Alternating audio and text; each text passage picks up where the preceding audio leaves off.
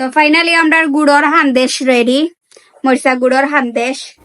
তো hello everyone, আসসালামু আলাইকুম। কিতা অবস্থা সবার ভালো আছেন? আপনারা তো এখন জানিলতে পারছেন যে আমি আজকে আপনারা লাগি কিতা রেসিপি নিয়ে হাজির হয়েছি। আমি আজকে আপনারা লাগি যে রেসিপিটা নিয়ে হাজির হয়েছি এটা হইল গিয়ে আমরা সিলেটের বিখ্যাত বিখ্যাত বিখ্যাত গুড়র হান্দেশ।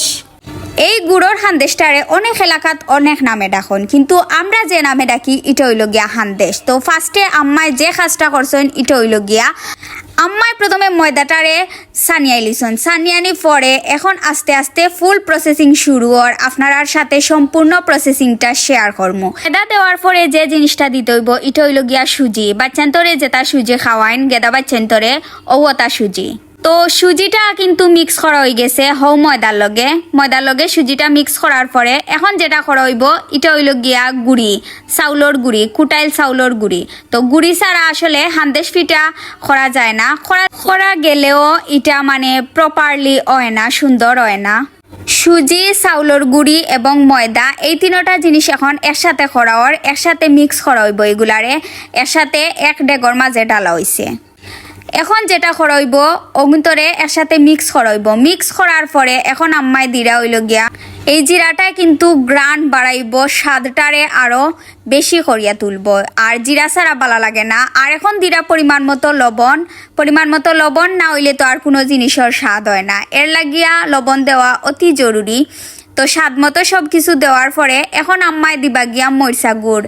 মোস্ট ইম্পর্টেন্ট হইল গিয়া মরিচা গুড় দেওয়া। আপনারা চাইলে অন্য যে কোনো ধরনের গুড় ব্যবহার করতে পারবা। আমরা গরম মরিচা গুড় আসিল এর লাগে আমরা মরিচা গুড় দিছি। আর এটা যেহেতু গুড়র হান্দেশ এর লাগি মরিচা গুড় ছাড়া অসম্পূর্ণ থাকবো হান্দেশটা, তো এর লাগি মরিচা গুড় দেওয়া হয়েছে। এরপরে যেটা দেওয়া হইব এটা হইল গিয়া চিনি। আর চিনি দিয়া আর কি হান্দেশ খাওয়া আম্মায় পছন্দ করেন, কিন্তু আমরা পছন্দ করি গুড় দিয়া খাওয়া, এর লাগিয়া গুড় দেওয়া হয়েছে আজকের হান্দেশও। ঈদের সময় যে হান্দেশ বানানি হয়েছিল হান্দেশও কিন্তু গুড় দেওয়া হয়েছে না, খালি চিনি দিয়ে খাওয়া হয়েছে। যার যারের স্বাদ অনুযায়ী যার যেটা ভালো লাগে আপনারা ব্যবহার করতে পারবা।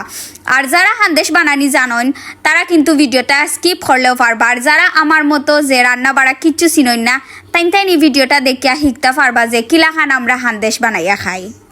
তো পানি দিয়া সব কিছু মিক্স করা হয়েছে। আপনারা তো আর ফুল প্রসেসিংটা দেখছেন। তো মিক্স করার পরে ও দেখানি একটু গুটি গুটি বান্ধিছে। ইলা গুটি গুটি যদি বান্ধা থাকে তাইলে ওই তো নাই, এই গুটিগুলা একবারে বাঙ্গা লাগবো।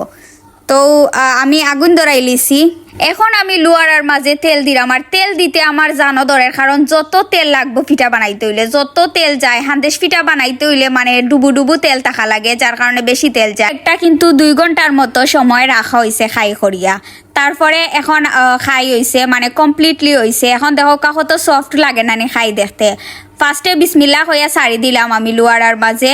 ফিটাত কিন্তু অনেক সময় সুইট ধরে, 2-3টা ফিটা পর্যন্ত ঠিক হয়। কিন্তু আজকে আমি ভিডিও বানাইলাম হিসাবে আমার ভাগ্য কত বালা দেখানে। ফয়লা কুটটাও কত সুন্দরে ফুলিছে, ফিটাটা কত সুন্দর লাগে। নেক্সট পার্ট দেখার অপেক্ষায় থাকা। Thank you everyone.